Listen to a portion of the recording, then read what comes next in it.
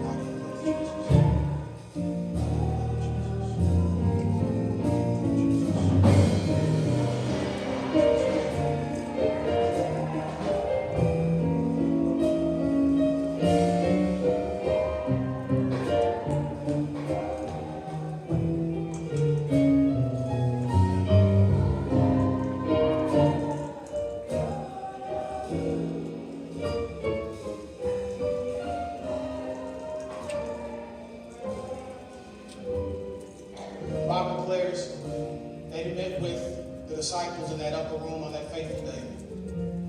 He met with them knowing exactly what was about to happen. He tells them, where I go, you may be able to go. I prepare a place for you. And where I am, you may be able to go. However, we must make preparations for our journey that way. It is often said heaven is a prepared place for prepared people. Are we making preparations? Are you making preparations for your everlasting soul? Are you making sure that your front door is swept instead of looking at somebody else's? Are you making your own bed as opposed to sleeping in somebody else's? What preparations are you making for your eternal soul? He said that when he was with them, he broke the bread, he blessed the bread. He said, take, eat, this is my body, which was broken for you. This do in the remembrance of me. Let us commune together.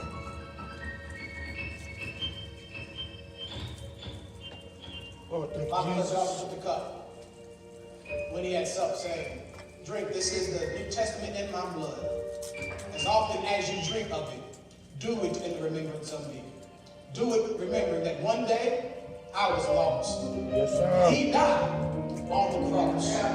And I know it was the blood, it wasn't nothing else. It was the blood that saved me. The blood that reaches to the highest mountain and flows to the lowest valley. The blood that gives me strength. That's the blood that's giving you strength. When you didn't know where it was coming from, it was the blood that was giving you strength. When you didn't know how you was going to make it, it was the blood that gave you the strength. When you didn't know what if you was going to make it out of it, it was the blood that gives you strength. And it gives you strength from day to day.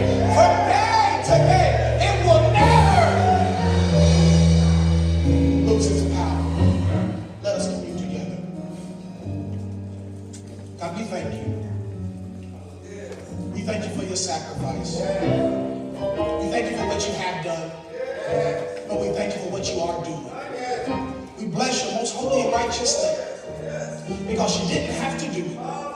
But I'm so glad that you did. You saved me. You made ways for me. You opened doors for me. You did things that nobody else could do. And for that, we say thank you. Thank you for your blood. Not just for your blood, but on that third and appointed morning that you got up to declare all power in heaven and earth in the palm of your hand. We say thank you. If you had 1,000 tongues, we couldn't thank you enough. We say thank you. To Jesus' matchless name we do pray and ask it all. Amen. Amen.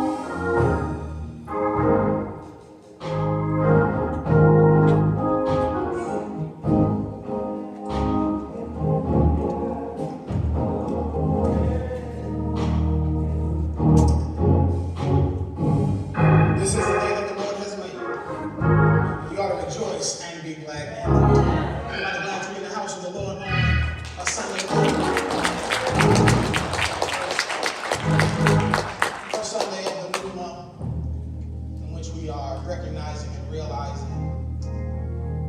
As I said last week, we're celebrating us, celebrating love, and we're celebrating loving us. Because there's so much hate in this world. We must be able to love on us. There's so much going on outside these doors. We must concentrate on loving us. People want to take our curriculum out of the schoolhouse. We have to concentrate on loving us. And y'all gonna learn, y'all haven't already. Me being a history guy, y'all gonna get this lesson on this month at least. If y'all don't get any other month, we're gonna get it. We're gonna get blackity black this month.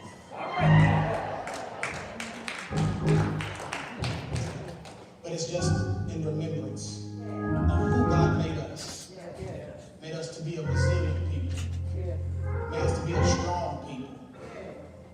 But more over than that, He made us to be a loving people. That no matter what happened, we still love Him. No matter how you treated us, we still gonna love Him. No matter what they did to us, we're gonna show you the love of God. That's who God made us. That's who we are.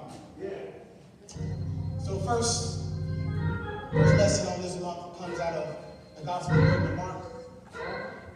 Gospel according to Mark. Chapter 8.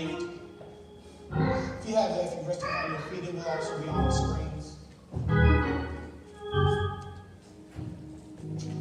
Mark chapter 8.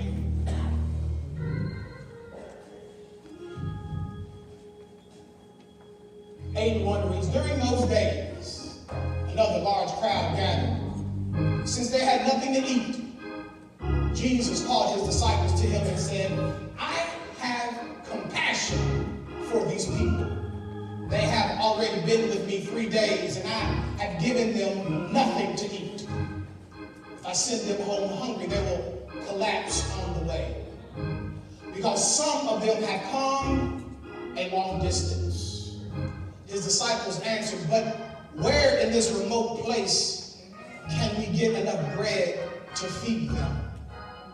How many loaves do you have? Jesus asked. 7, they replied.